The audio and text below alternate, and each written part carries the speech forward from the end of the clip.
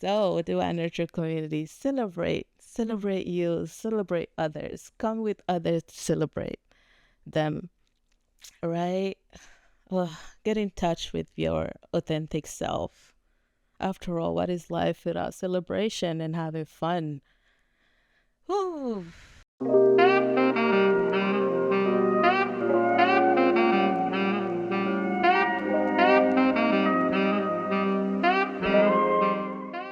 So I had an opportunity to go back to the old videos. I thought I was making friends with this camera, but clearly not. So let's try that again. Hi, hello. Hi, Divine Nurture community.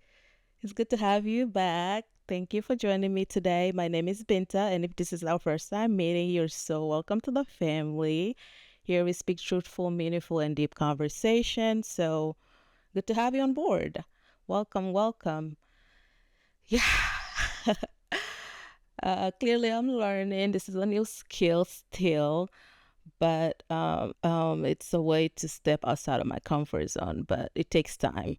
Speaking of comfort zone, today's episode is all about discomfort and unknown um, situation or territory. So today's episode is titled The Unknown and Discomfort Are the New Norm. That's because they are. So before we dive in quickly first, um, I wanted to just remind you that timestamps are always available under the description section, so you can just go there. I understand if you can watch all the video, although I try to make them as short as possible. But yeah, just go under the description box and you find those there. With that, let's dive in today's episode. When you become comfortable with uncertainty, infinite possibility open up into your life. Eckhart Tolle, German spiritual teacher.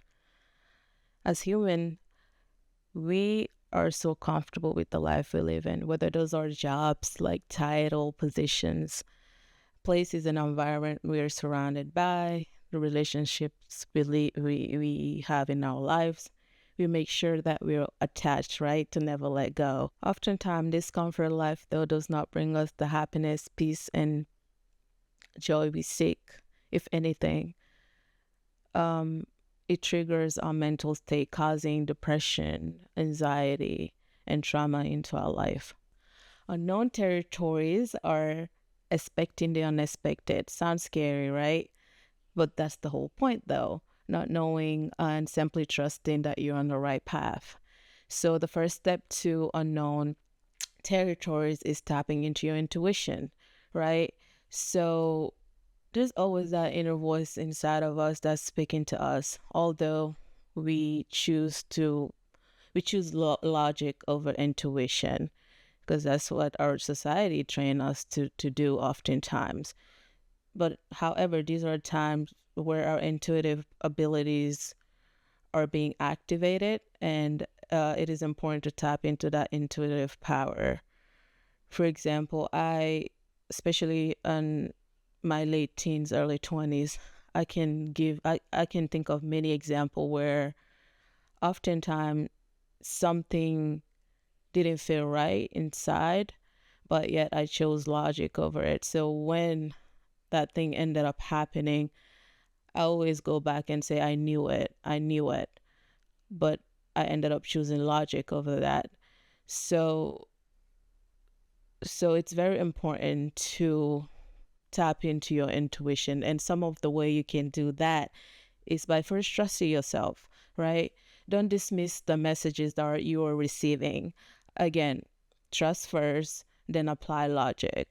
So once you're able to trust yourself first, um, it is easier for you to listen to others' opinions as well and kind of draw on what to take in and what to let go, because you can trust your inner knowing and say, okay, this feels right or this doesn't feel right. Body awareness is also very important. We're all connected to our five senses, right? Our hearing, our sight, our smell, our taste, our touch. Uh, but there's one sense our sixth sense, which is our intuitive side that oftentimes we're disconnected with. So it's just a sensation that lets you know if something is right or wrong. So pay attention to your body. Your body is always communicating to you, a stomach or your hands or feet, a twitch of an eye, right? So pay attention to those. On a side note, too, I would say pay attention to your dreams. Dreams are very powerful, or a powerful way to listen to your intuition. Which brings me back to my next point, journaling. Find ways to journal. If you remember your dream, journal your dreams, and also journal the thought that comes through your head throughout the day. Write those down. It's very important. It's a very important exercise to help you connect with your intuition. Find time to disconnect with the noise, as I always say. Meditation, deep breathing, time in nature. And when journaling, make sure you find a space where uh, you're alone, right? So you're not surrounded by others. That helps you to get more clarity on what to write about. So, which leads me into my second point, accept the unknown, right? Focus on the things that you can control. Um, what are some of those things? The external events. You cannot control others' actions, opinion, and reactions. Certain life events, you can control it, such as accident, a death of a loved ones. You cannot control those. You cannot control being let go of a job. I don't believe in losing a job, because when something comes to an end, it is time to move on. You don't lose.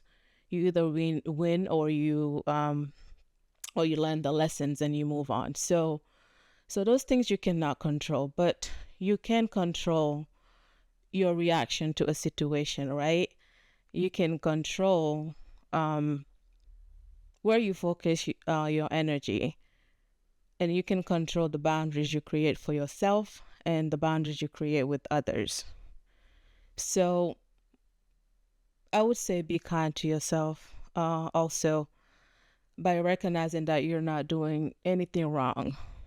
As I mentioned from previous videos, life comes with challenges and pain. So when something happens to you, try not to be the victim and questioning, why is this happening to me, right? Uh, More so accept the fact that it happened and try to see what you can do to better the situation. And in the meantime, trying to be kind to yourself by not pointing finger at yourself or other and say, you know, you're doing something wrong. Simply allow the energies to unfold how they're meant to unfold. So accepting the unknown helps you being present in the moment, because that's what matters. Not what happened yesterday, not what's going to happen tomorrow, but what's happening now. Just stay focused there. That's what matters the most. The next one is discomfort situations. So get comfortable with being uncomfortable by challenging yourself and try uncomfortable things, right? Stop trying to control each and every situation. I mean, I used to be a queen of this, controlling every little situation from the time I wake up on how I want things to be, exactly how I want them to be, um, and not allowing things to be as they should. And then if it didn't happen the way I wanted them to happen, then I was disappointed and frustrated about the situation. So just learning how to be uncomfortable from the get-go is very important. One ways to help you with this is dare to take risk, right? For example, do you dare to take a solo trip by yourself? There has been probably a trip you've been wanting to take at a foreign country, but yet you every year it's next year, it's next year. What's really stopping you, right? You're in a relationship for over a decade, and you know it's toxic and is no longer serving you. For the past 5 years, you have been telling yourself you'll leave that relationship. What's really stopping you, right? Um, you work at a job or you're in a field that you're no longer satisfied and it makes you unhappy. The only time you're really happy is when you step outside of that environment. But yet you feel like you're stuck. Are you really stuck? It's more so what's stopping you. What's really stopping you is the outcome of not knowing, right? And the thought of starting over, which simply means being uncomfortable with the situation. Life is a play. Pick a role or roles and make sure you play right. Have fun. Venture into new experiences. Venture into new experiences, right? Challenge yourself to try new things that are different from your own. Engage in diverse settings, diverse adventures and activities. For example, try a new cuisine. Um, Try a new language, right? So try different activities. Rock climbing. I'll if you're ready for it. I'll if you're ready for it. Hiking. For example, I love hiking. So if you invite me hiking, we're spending at least 3 hours because it just brings me peace. Um, Try dancing and listening to music that's not, that's different from your own culture or background. Just trying to engage. I'll share a quick personal experience. A couple years ago, I decided to take a solo trip to Mexico. Um, I decided not to tell a lot of people because I know, especially during that time, there was a lot of uncertainty. Oh, it's not safe to go to Mexico, blah, blah, blah, blah. I'm like, oh, okay, good to know. So the fact that it wasn't safe and people keep telling me it wasn't safe and with no reason why, I challenged myself to go. I picked that particular country. I was drawn to that particular country to go. Why? I'm not sure. Maybe out of curiosity. But anyways, I ended up going buying a one-way ticket. I got there. So anyways, it was one of the best experiences that I encountered. So I decided to try an activity, cenotes, jumping. Cenotes, for those of you who are not familiar, is uh, a cave that has permanent water, and people jump from it, or they just go swimming there and spend the day there. So I decided to jump off a cliff to do it, which was pretty high. Oh, so anyways, I paid the guy at this point, and I'm standing on top of that, on the edge of that cliff. I'm like, okay, maybe I should just go and get my money back. By the time I look, there were like 30 people staring at me, just waiting for me to make that jump. I felt pressure at the same time motivated because I kept hearing voices. Yes, you can. Yes, you can. Si se puede. Si se puede. I'm like, oh my gosh. Ooh. So, anyways, I just stood there. I was like, what are the odds? Like, really, what are the odds? I'm already here by myself. What? I got nothing to lose. So I just made that jump. And it was the best experience because I challenged myself, something I wouldn't have done. It's time to just start living and just stop existing. I know it sounds easier said than done, but it's oftentimes all about fear, right? But it does take bravery to step outside of your comfort zone and embrace unknown territories. So, for the past couple years, my life has been shaken to the core, uh, where I had no other option but to surrender to unknown situations and just live a discomfort life that I'm not used to. And at the end, faith, courage, and hope became my best friends. I also learned to understand the difference between time and timing. Time is waiting for something to happen or manipulating a situation to happen the way you want it.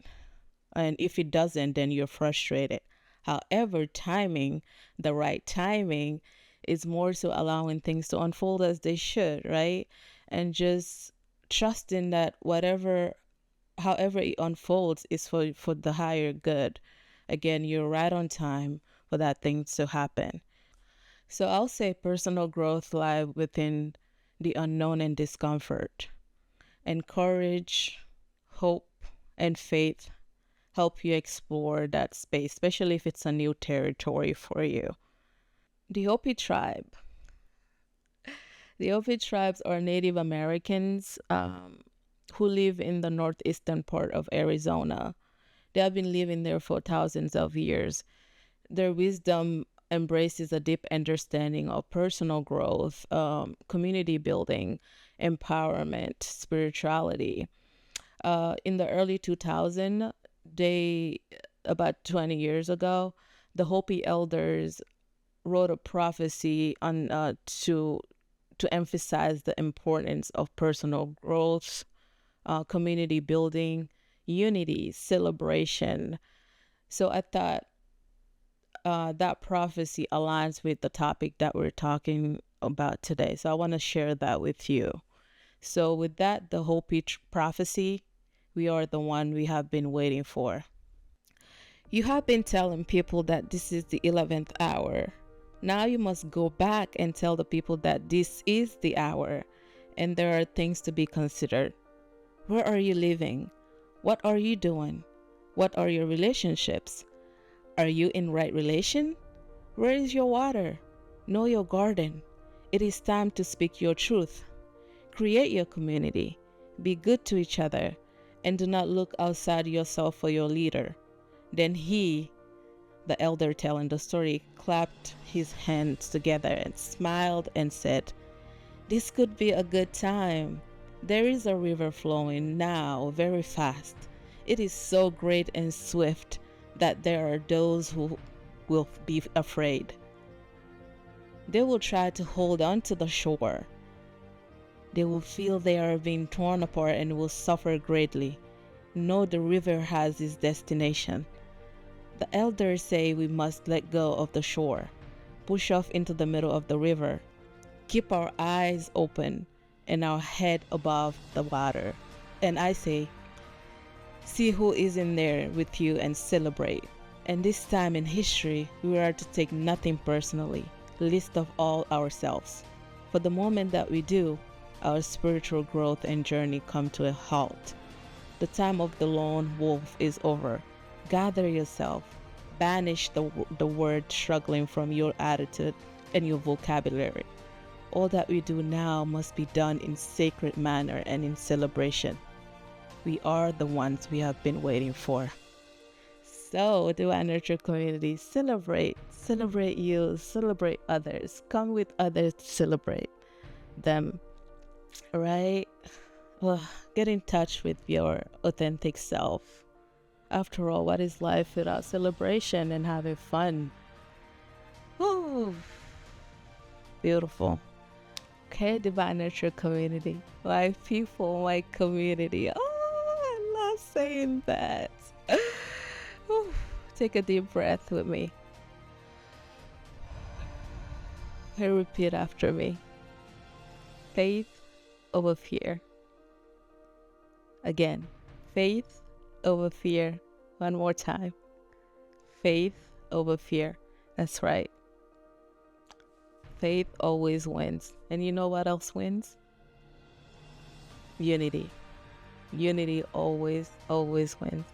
And I will continue to use my voice until I see us united. Until I see us treat each other with love, care, and nurturing. Treat each other as the brother and sister that we are. Thank you so much for watching. I love you.